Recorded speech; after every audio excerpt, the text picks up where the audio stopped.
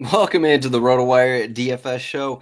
We have a two-game Friday slate, a little different schedule because of the FA Cup, but I still wanted to get a video up and talk about some things. Mainly, I'm only talking about Friday slate because tomorrow, Saturday is the FA Cup final, and then Sunday is Sunday, and then so on. Pasty guy projections are updated, so uh, check those out. Those are on the RotoWire Discord, rotowire.com/chat to get into there. ROTO15, 15% off any RotoWire subscription. We got our first set of lineups out. So we have the Manchester United and the other team. I can't even think right now. Chelsea, Manchester United lineups are coming out in 13 minutes. We have the Aston Villa Tottenham lineups out right now. No surprises in the Aston Villa. Bit of rotation here. Ian Matson comes into play at left back. Luka Dean will be probably be on for him at some point. Abubakar, Kamara, and Onana as defensive midfielders. And McGinn comes in. There's no Tielemans, and Jacob Ramsey suspended, so McGinn is there. Rodgers, Asensio, Watkins, no surprises. And so let's look at the bench here. What are we going to get from the bench? Last game, Tyrone Mings was getting really tired in the 70th minute, and Torres had to come on for him. I don't know if that's going to happen the opposite here, but so we'll probably get Digne. Ross Barkley hasn't really played in a while. Actually, I'm going to check that out right now to see when actually Ross Barkley played last. But he would be an option. They have a pretty thin bench because of all their injuries and suspensions. So yeah, Ross Barkley, 20 minutes, FA Cup, 7 minutes, and then didn't play last week. So Barkley probably, if I had to guess, would be on for Onana, who hasn't been a starter all season.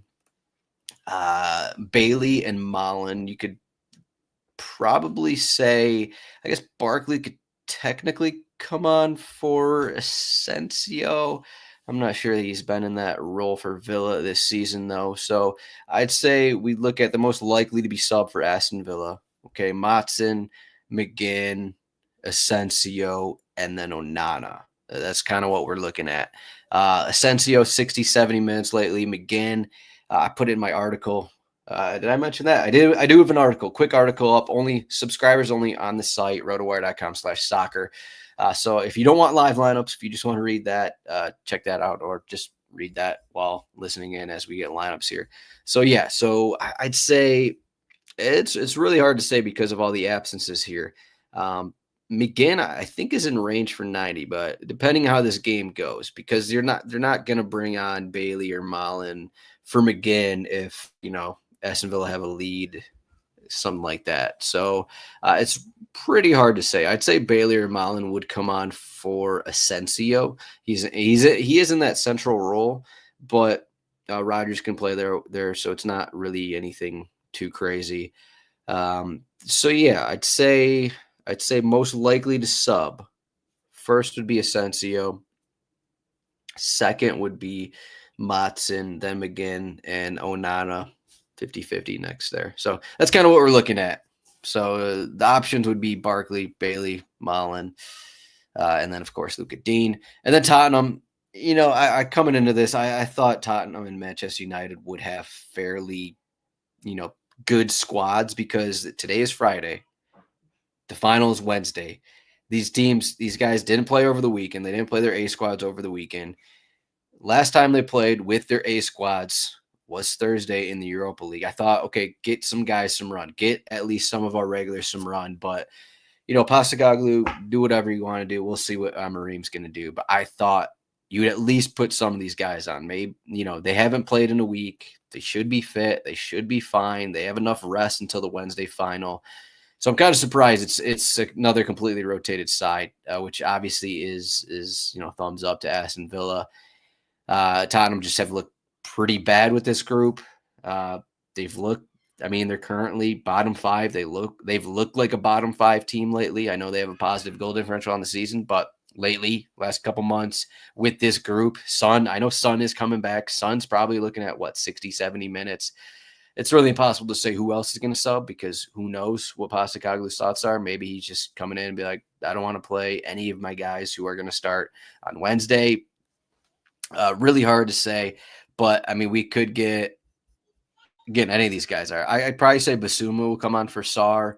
I'll probably say Richarlison come on for Son, maybe. I guess anyone can come on for Son, and then Tell play on the left wing.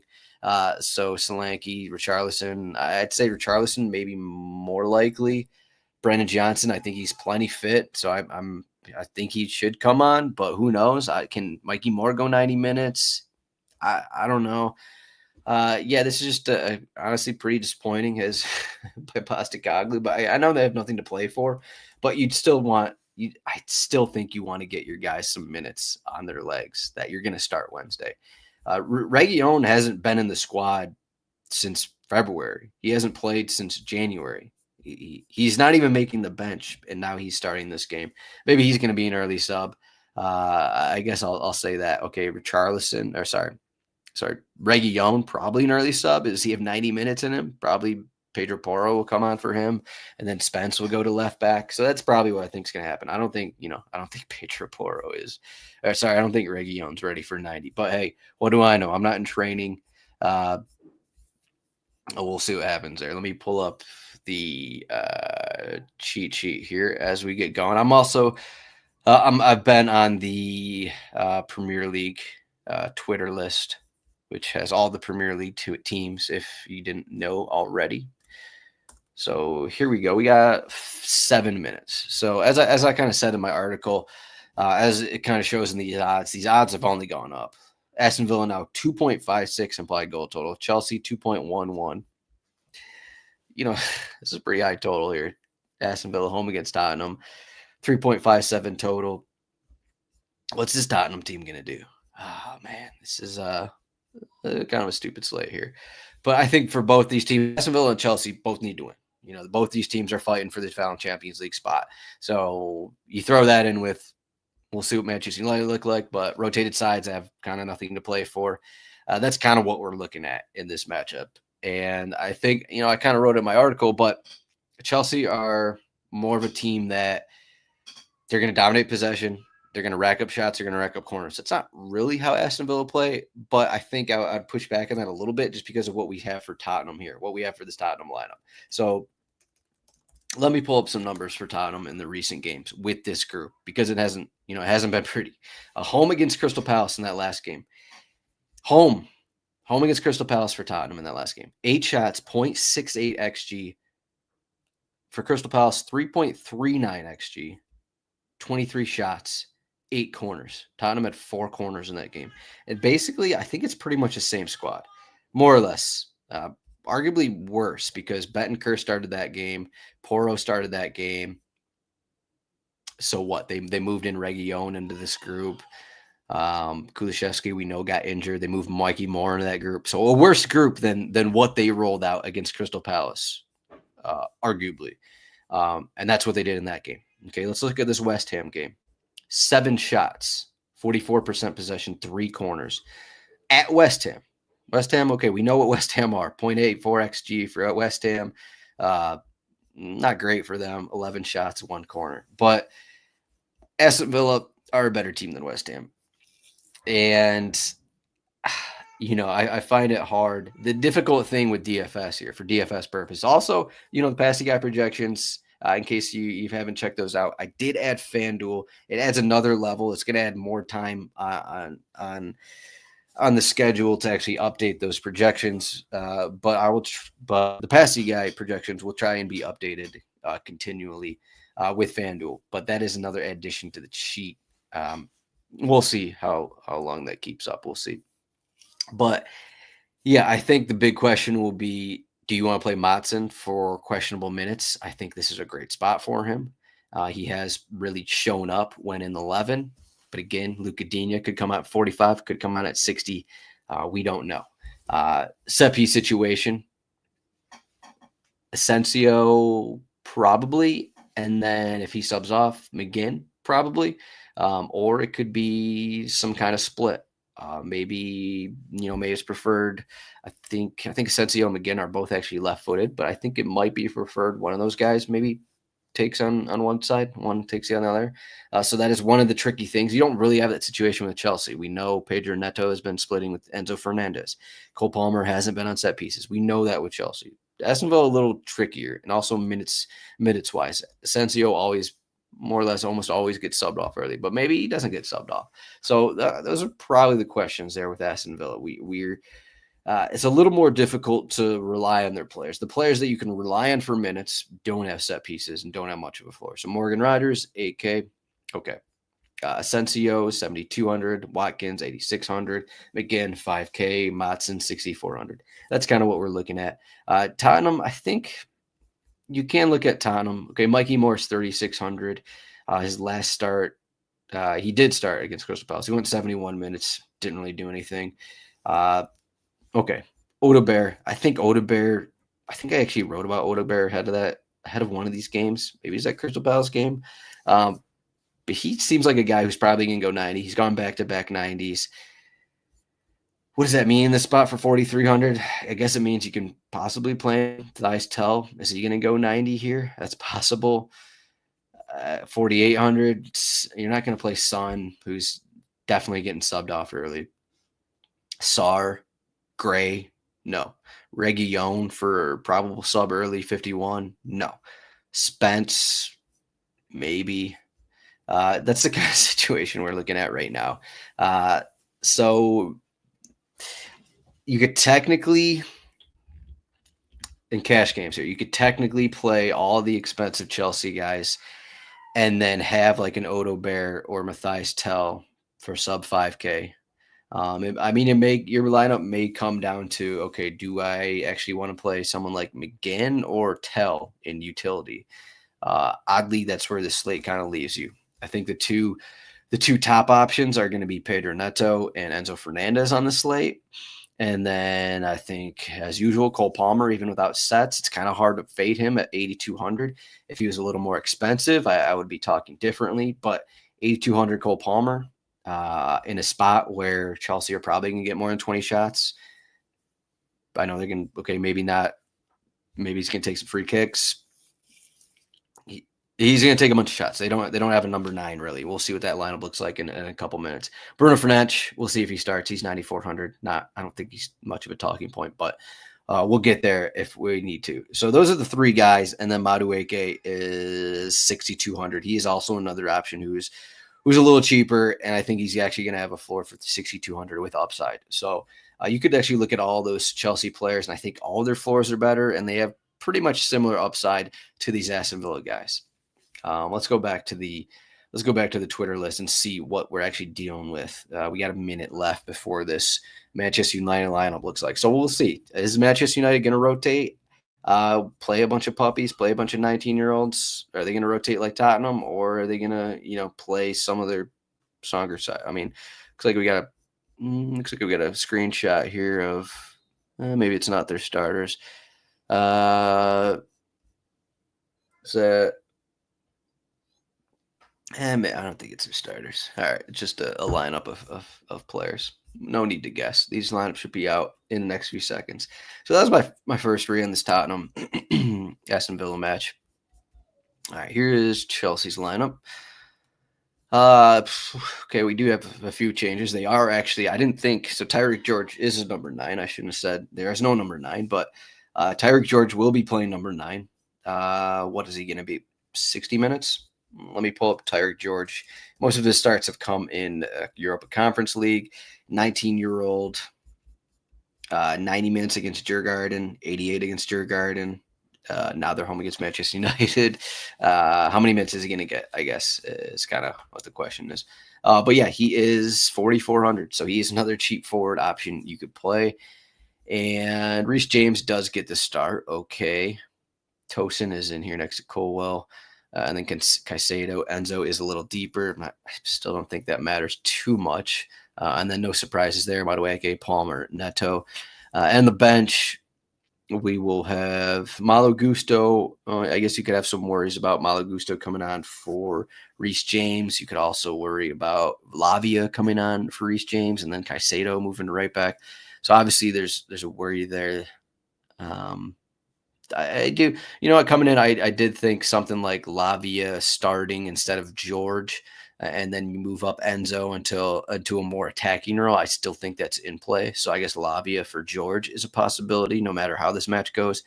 Barry Hall also an option. So that's kind of what we're looking at. I wouldn't say it's guaranteed that Reece James isn't gonna play 90, but he is one of the more likely subs.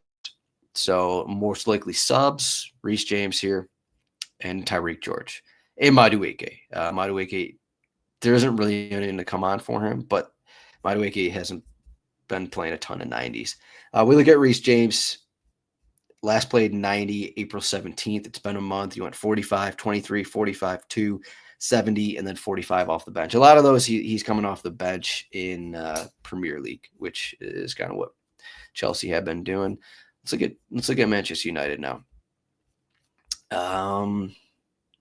Hey, you know what? I'm on Emery's side here. He's doing what Postecoglou isn't. This is kind of what I was expecting. So a pretty strong side for Manchester United. I'm not saying it means anything here because this strong side for Manchester United, hasn't been great. But so we got Lindelof. Yeah, okay. Lindelof, Maguire, and Shaw at center backs. Okay. Mizraoui at right wing back. Dorgu left wing back. Midfield Casemiro, and I think Bruno is going to be in that midfield role, unless it's Mount. I'd have to double check some recent games when those two started. And then Mason Mount, Amad Diallo, and Rasmus Højlund getting the start. So that's kind of what I expected, more or less, maybe some changes here and there. But Ruben Amorim is going with probably almost close to his starting 11 on Wednesday in the Europa League final. And Postecoglou is just like, I don't know, is really worried about his guy's fitness, I guess, is kind of what it comes down to. So this is definitely a boost up for Aston Villa. That's already kind of seeing the odds, I guess. Maybe the odds are going to move even more as we get going, because I don't think the sportsbooks expected a strong Manchester United side. So yeah, we might get a change in the odds. So yeah, you could take a look at that, but that is kind of what we're dealing with here. All right, so yeah, Brandon, thank you for watching live, and thank you for the few people here, 20 plus people watching live. Any questions, throw them my way. Again, the Passy Guy projections are up. Check those out. But so yeah, I'll try and build something new here outside of what I was already working with. So let me clear this. What these lineups kind of mean is we now have some cheaper options to deal with. And I'm not sure how much that matters, but let's just go into this.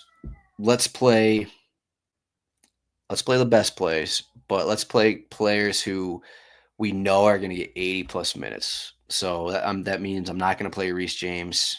I'm not going to play Ian Matson. Let's play the guys we know who are going to get the minutes. I guess now Bruno Fernandes is in the conversation at 9,400. Again, at Chelsea, minutes concern. Let me look at this man. I don't even think that United bench even matters. We have no idea who's actually going to sub on here. So we'll probably, one of these center backs isn't going to go 90. I think that's a fact. Probably Kobe Mino, Ugarte, Garnacho, Eriksson. Any of these guys could sub on for Manchester United. So I'm not sure who is safe for Manchester United. If I had to guess, Mizraoui has been dealing with fitness concerns, so I'll say Mizraoui will sub off. Diallo is still coming back from injury. I think Bruno can go 90. I think Rasmus can go 90. So Mizraoui, Diallo. I don't know if Mount can go 90. Do you want Casemiro going 90? So there's three right there. Dorgu probably, and then maybe one of the center backs. So I do think Bruno and Rasmus actually go 90. If you want to play Bruno at all, if you want to play Bruno in tournaments, hey, who's to say he doesn't score an assist, because that's kind of what he's doing this season. All right, so let's build this thing up. All right, let's start forward. I find it hard to get away from. Even with a strong group for Manchester United, it's still not a situation where, okay, Manchester United are going to dominate this match. And like, they're still playing at Chelsea. And while I think it's maybe more difficult than Chelsea wanted going into this match, I still think they're going to get 4 points. They're going to get opportunities. I do think that the Villa game is clearly the one you want to target in tournaments, because that game is 3-1, 4-1, 4-0, however you want to look at it, kind of all over it. This one,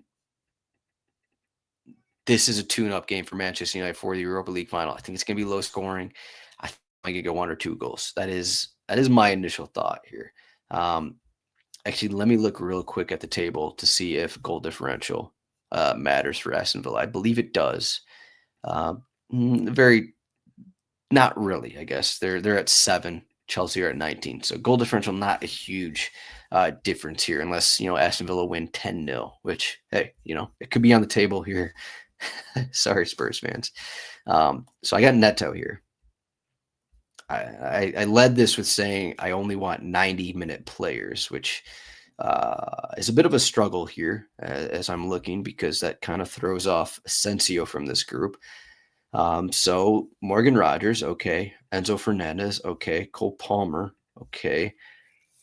Ian Maatsen, remember, Ian Maatsen and Reece James aren't in the conversation. I kind of wrote about this. If we want favored 90-minute fullbacks, we'd have to go to Matty Cash and Cucurella. I wrote about it in my article. Again, I keep going back to this article. I want the Manchester United goalkeeper. That's Onana in this situation. And then there we go with 3,600 left. Mikey Moore or Rasmus Højlund or Levi Colwill. I actually like Colwill from a cash perspective. So that's kind of what we're looking at. Again, this is a basic. I just threw together a really basic 90-minute player lineup, and it looks okay. It looks okay. This is more or less what I was looking at anyways, outside of a few things. So Neto, Rogers, Fernandez, Palmer, Cash, Cucurella, Onana, Colwill. 90-minute players, set pieces. You kind of know what you're getting from some of these guys, and that's what we're dealing with. So I think that's the safe cash 90-minute player route. If you want to mix things up, that's when you go to the Matsens. That's when you go to Reece James. That's when you get into more Asensio, your Aston Villa players. That's when you get into McGinn and Asensio, because you want the Aston Villa set pieces. That's when you change things up. So that's kind of what we're looking at. I'm going to lean on a little more. I'm going to lean on a little more Aston Villa in tournaments. Kind of what I said a minute ago. I think we're looking at 1-0, 2-0. For Chelsea over Manchester United. Though, man, this is a strong side. Maybe we'll go 1-1 for this game. And then I'm going to say 4-0 Aston Villa over Spurs. Out of disrespect for what Postecoglou is doing here. Respect to Amorim, disrespect to Postecoglou with putting out this garbage. Sorry, not garbage lineup, but just B squad lineup is what I'll say, with Son off an injury. But I think that's all I got. No questions here. 23 minutes in. Not really any changes. We just have B squad Tottenham, and we have Tyreek George. I guess you could start Tyreek George, but again, 60, 70 minutes of concern. And then you also have the A squad of Manchester United, which really hasn't been that bad this season. Okay, so that's all I got. Again, Roto15, ROTO15, 15% off any RotoWire subscription. RotoWire.com/chat to get into our Discord. And as usual, RotoWire.com/soccer to get into all of our content. Also, we have another, if you're on YouTube right now, we have another betting show. We have a betting show. We covered the FA Cup final. We led with the FA Cup final. Then we got 4 more Premier League bets in there, me and Chris Owen. So check that out. As usual, also, give a thumbs up on this video. Always helps out. We're going to have, if you're still listening, we still got a few people. Got some people listening. If you're here at the end of the show, we're going to do a DFS preview. I haven't actually talked to Ryan yet, but we're going to do 1 p.m. Eastern, our usual time next week, to talk the 10-game slate next Friday. So Friday, the 23rd, 1 p.m. Eastern. And then our betting show with 20 bets is going to be 3 p.m. Eastern. That's the initial goal right now. We'll see if that changes. But just preparing for next week. Good luck on the slate. Good luck on the FA Cup final, Sunday, all of it. We'll see everyone next week.